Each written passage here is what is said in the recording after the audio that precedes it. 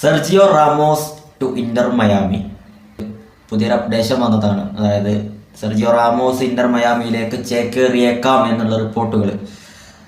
അതായത് നിലവിൽ ഇപ്പോൾ അദ്ദേഹം ഫ്രീ ഏജന്റ് ആണ്. അദ്ദേഹത്തിനെ ഇപ്പോൾ മറ്റു ക്ലബ്ബുകളൊന്നും സമീപിച്ചിട്ടില്ല. അദ്ദേഹത്തെ അർജന്റീനയുടെ ബോക്ക ജൂനിയേഴ്സ് സമീപിച്ചെങ്കിലും അദ്ദേഹം അവരോട് നോ പറഞ്ഞതായിട്ടുള്ള റിപ്പോർട്ടുകളൊക്കെയാണ് വന്നത്. പിന്നീട് കൂടുതൽ ക്ലബ്ബുകളൊന്നും അദ്ദേഹത്തെ സമീപിച്ചിട്ടില്ല.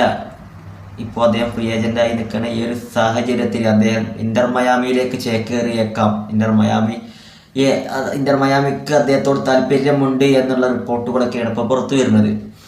ഇന്റർ മയാമിയെ സംബന്ധിച്ചിടത്തോളം ക്ലബ്ബ് വേൾഡ് കപ്പ് വരാനുണ്ട്, അങ്ങനെ ബിഗ് മാച്ചുകളൊക്കെ വരാനുണ്ട്. അവർക്ക് അവരുടെ പ്രതിരോധം ഒന്നുകൂടി ശക്തിപ്പെടുത്തേണ്ടതുണ്ട്.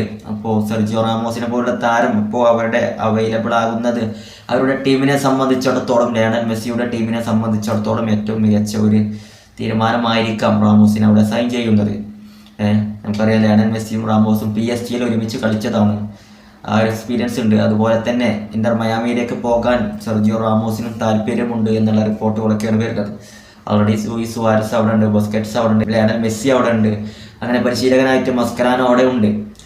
ഇവരൊക്കെ അവിടെ ഉണ്ടായിരിക്കെ എക്സ്പീരിയൻസ്ഡ് ആയിട്ടുള്ള സെർജിയോ റാമോസ് കൂടി ആ ഒരു ടീമിലേക്ക് എത്തുമ്പോൾ ഒരു പക്ഷേ ഇന്റർ മയാമിക്ക് അത് ക്ലബ്ബ് വേൾഡ് കപ്പിലും മറ്റുള്ള മികച്ച ഗെയിമിലും ലീഗിലും ഒക്കെ അവർക്കത് നല്ലൊരു മുതൽക്കൂട്ട് തന്നെയായിരിക്കും. കാരണം അവരുടെ ബാക്ക് ലൈന്, അവരുടെ പ്രതിരോധം ഒന്നും കൂടി ശക്തിപ്പെടുത്തേണ്ടത് അത്യാവശ്യമായ ഒരു സാഹചര്യമാണ് അവരുടെ മത്സരങ്ങളൊക്കെ കാണുമ്പോൾ.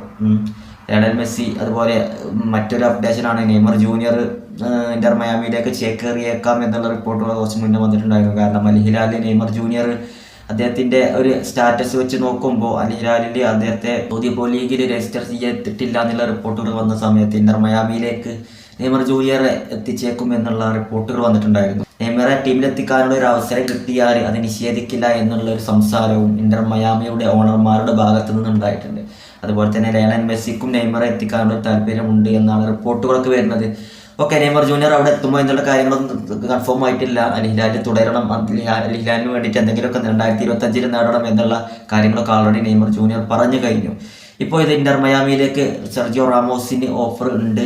ഇന്റർ മയാമിയിലേക്ക് അദ്ദേഹം ചേക്കേറിയേക്കാം എന്നുള്ള റിപ്പോർട്ടുകളൊക്കെയാണ് വരുന്നത്. ഇന്റർ മയാമിയുടെ ഈ ഒരു ലെവലിലേക്ക് സെർജിയോ റാമോസ് കൂടി എത്തിക്കഴിഞ്ഞാൽ ഒരു മികച്ച ഒരു നിര തന്നെ ഇന്റർ മയാമിയിൽ അണിനിരയുമെന്നുള്ളതാണ്.